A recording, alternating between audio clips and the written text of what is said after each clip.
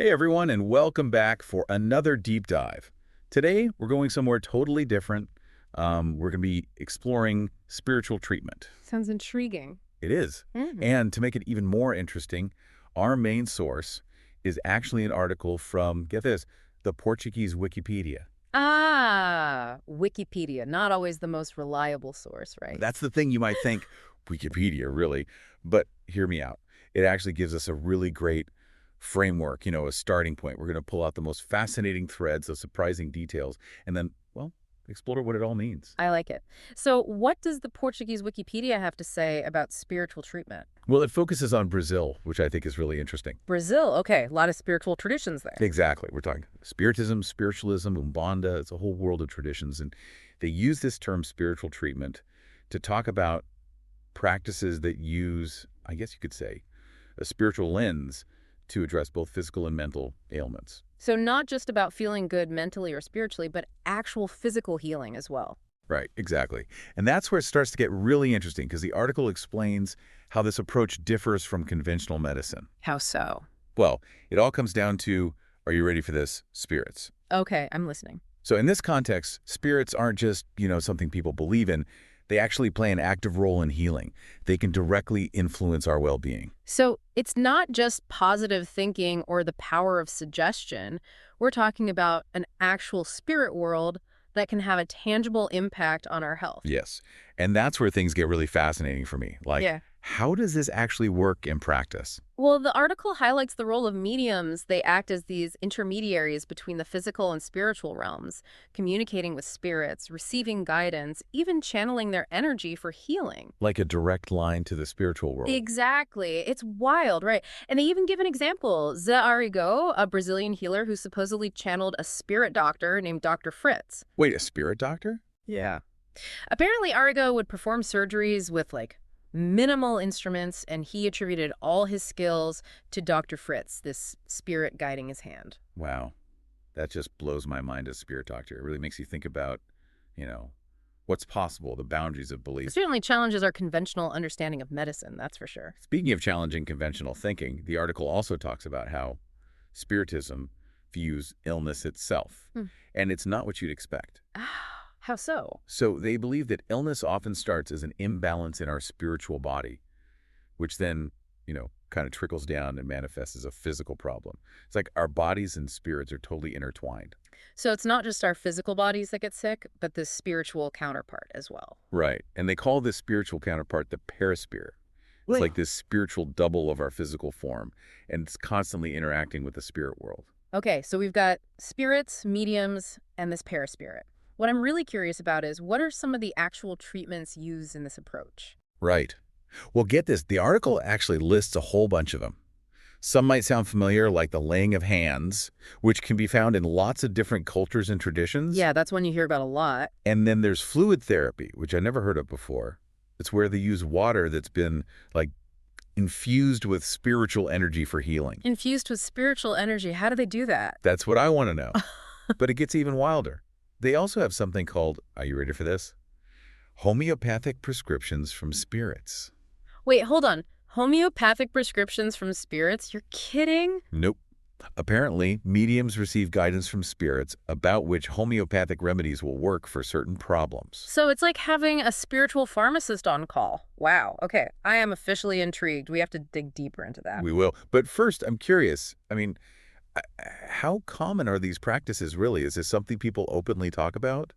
Or is it more of a personal thing? It's a great question, and I think it speaks to just how diverse these traditions really are. I mean, Yeah. some people are very open about their experiences and their beliefs, but for others, it's much more private.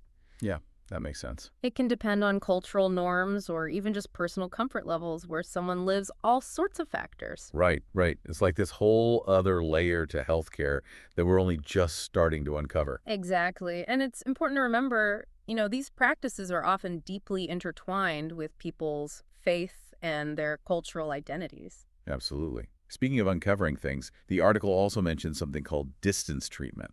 It's like healing, but it can be done remotely. Right, exactly. The idea is that these mediums, they can act as conduits connecting with spirits to send healing energy across any distance. So someone could be on the other side of the world and still benefit from this. That's the belief. Yeah. That's incredible. It really makes you question, everything we think we know about how healing works. It certainly challenges our conventional understanding. It does. Okay, so we've talked about the positive side of things, but the article also delves into some practices that deal with, well, I guess you could say the darker side of spirituality. Things like anti-goetia, which is all about undoing harm caused by, get this, spiritual attacks. Yes, anti-Goetia. It's a fascinating example of how these traditions address the very real belief that, negative energies, negative intentions can be directed at someone and cause actual harm. So it's like spiritual warfare. In a sense, yes, it highlights this belief in a constant kind of push and pull between positive and negative forces in the spiritual realm and how those forces can impact us, our well-being. That's not something you hear about every day. It makes you wonder about the limits of what we can really understand through science alone. It certainly challenges us to consider possibilities that lie outside of our current scientific framework. It does. And then there's apometry, which is where they use counting sequences to induce out-of-body experiences for healing. Apometry, that's definitely one of the more complex practices described in the article. It involved these very specific techniques and rituals that are meant to achieve a heightened state of awareness. It's like a spiritual exploration, but for healing. Yes, you could say that. It really speaks to this idea that our consciousness, our very being, extends beyond our physical bodies. Which brings us to, I think, the most intriguing practice of all, spiritual surgery. Now, this is where things get really wild. Spiritual surgery, it's definitely pushing the boundaries of conventional medicine. It's based on this belief that spiritual entities can actually perform procedures, often without any physical incisions. Yeah, the article mentions João de Deus, this Brazilian medium who is known for this type of healing. People would travel from all over the world to see him, hoping for miracles. João de Deus, his story is fascinating and controversial. He claimed to channel numerous spirits, each with their own healing specialties, and he'd perform these procedures with his bare hands. I mean, it's hard to even wrap your head around that from a scientific perspective. It really is. It challenges everything we think we know about what's possible.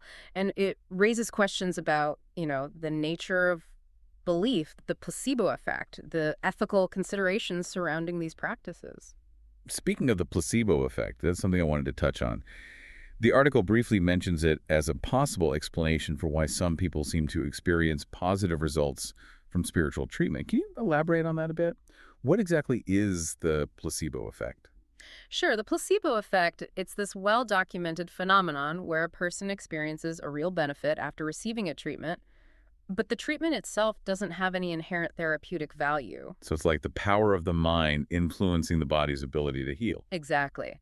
And in the context of spiritual treatment, some researchers believe that the strong belief in the practice, combined with the social support that often comes with these communities, might be a factor in those perceived benefits. That makes sense. If you believe something will help and you're surrounded by a supportive community, it makes sense that you might experience some positive effects. Right. It highlights the connection between our minds, our bodies, and our social connections when it comes to healing. So it's not necessarily that the spiritual treatment itself is doing nothing, but it's more nuanced than that. Exactly. The placebo effect doesn't explain away every experience. It's just one piece of a very complex puzzle. Right. It's about looking at things from multiple perspectives. And it does seem like the scientific community is becoming more open to exploring these alternative approaches to healing. Definitely. There's a growing recognition that health and well-being are about more than just the physical body. This idea of a more holistic perspective, one that includes spirituality and belief, is something that could benefit a lot of people. It's like we're at a crossroads where these ancient traditions and modern science are starting to intersect in really interesting ways. It's fascinating, isn't it? It is. And it makes you wonder what the future holds for our understanding of healing. Absolutely. It's a journey of discovery for everyone involved, individuals and the medical community as a whole. And like with any journey, it's about keeping an open mind, being curious. Well said. Now, before we wrap up, I did want to circle back to something you mentioned earlier about the ethical considerations surrounding these practices. I mean, it's one thing to talk about energy healing and spirit surgery, but there's also the question of, potential risks, challenges. How do we ensure things are being done responsibly? Yeah, you're right. When you're dealing with practices that, let's face it, aren't always part of mainstream medicine, being ethical is super important. So how do we even start to unpack the ethical side of all this? What are the main things we should be thinking about?